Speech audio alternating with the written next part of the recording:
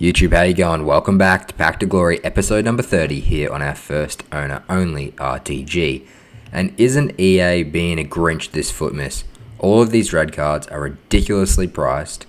And then to add to that, the SBC that is out at the moment for FUTMAS is costing an arm and a leg. And if you go and try and find solutions for it, it's making you use players that have loyalty. And that's just ridiculous because people don't have clubs like mine that are all first owner. Well, today I have the solution for you. I've managed to do the SBC with a range of players that are cheap and affordable for you, and you can see. And actually from it, I managed to pack a pretty sick player pool as well. And in today's episode, you're going to see my first 5 games of champs and how I got on finally getting my teeth into champions. And hopefully there'll be a bunch more games coming tomorrow as well, and we'll see how many we can play through, whether we play to Gold 3 or try and get as close as we can to 30 games played. But without further ado, this is how you complete this SBC. So first and foremost, in these central 6 areas, you want to be using Premier League players and a range of nations. At the top 2 centre mid areas, I'm going to go with English players today because I want to link in an English striker from another league.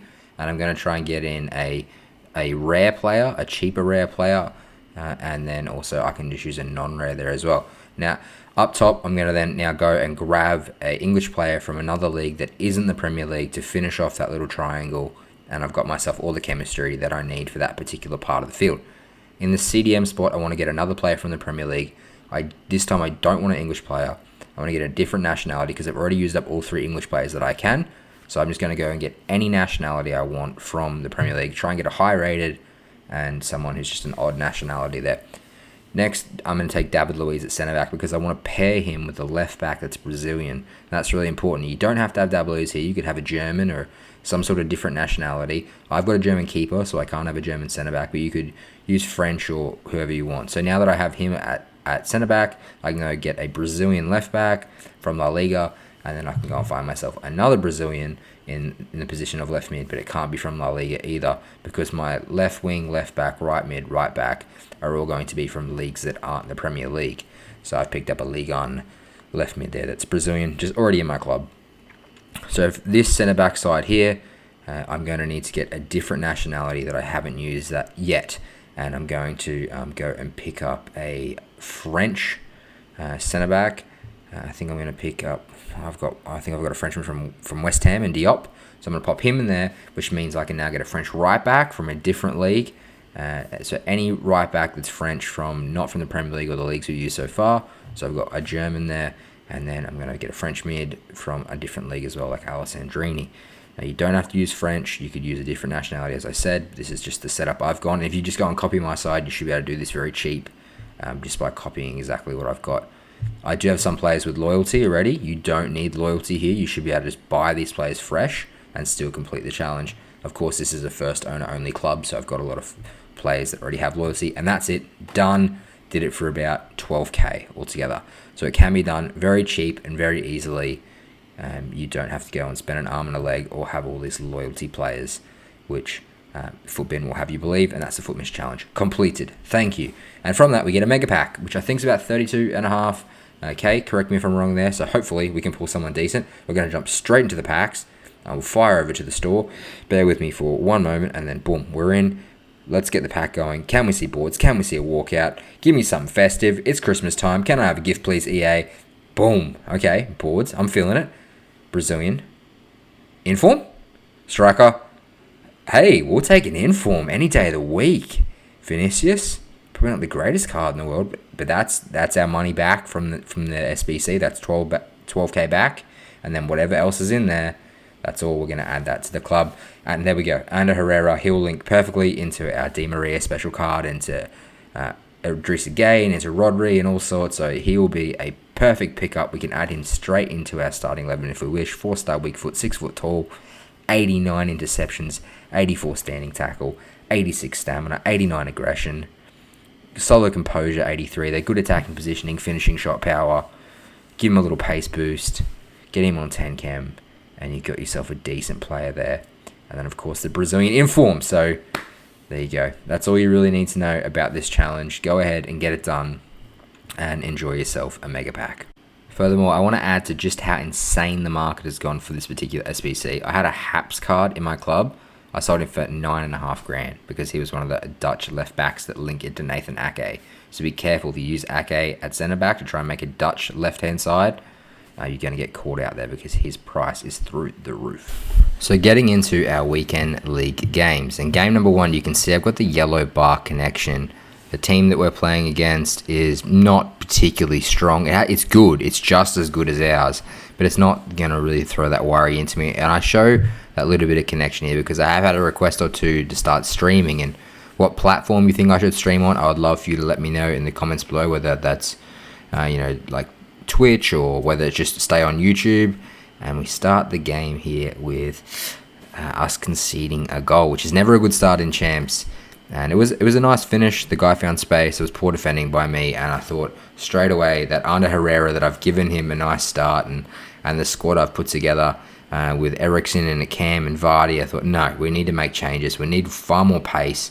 I want that 5-star weak foot up front in Dembele, and I'm going to bring Quadrado in at Cam as well, his special card that we have at right back. And straight away it made a massive impact. Just the fact that I have the skillers and Quadrado finds a neat finish pretty much immediately to make that back to 1-1. So I was very happy with my management there. Sign me up, Arsenal. We're definitely in need of a new manager in charge. And then Quadrado finds a nice shot, and Dembele gets the rebound. So the two players that I subbed on are the two players that made the impact, and we make that 2-1. And that's all. I think all we scored in that game. So moving on to the next game, I did the exact same thing. I put Dembele up top and Quadrado in at Cam, and Dembele goes ahead and makes it 1-0 for us in the 52nd minute. After I had been peppering his goal, I think I had about 9 shots at that point and was getting quite frustrated, so I was very happy to see that one sail into the back of the net, particularly the finesse inside the box, which I often steer clear of. And then Bernardo Silva, I brought him in to make a bit of a difference, and we get another nice finish with Dembele in the 92nd and a half minute of, I think, a 92-minute game. And if you're conceding like that, then that's definitely due a rage quit. But I did pepper the dude's goal all game long, so it wasn't no surprise that I was going to win that one. But hey, rage quit. We'll take a rage quit. Our first rage quit, and that's 2 wins under the belt. Now, game number 3, I got smashed. I lost like 3-1, and the dude won quite comfortably. It was, again, a yellow bar connection, which I wasn't too big of a fan of. So we changed the side up. I brought in Kante, his loan card, just try and shore things up in the middle of midfield. And Kante is an absolute blessing. This game is going to be a complete green connection, or 3-bar green, which will make life a little bit easier. But I'm absolutely love having Kante in there, and I'm going to be very sad to see his loan card leave. 4-4-2, this opponent, again, it's a decent side, but you can't play Harry Maguire and Luke Shaw in defence in champs, I'm sorry. But if you're playing Harry Maguire at centre-back for 90 minutes, your opponent is going to get goals. So I was very happy to see that, and this game I got to have a lot of fun.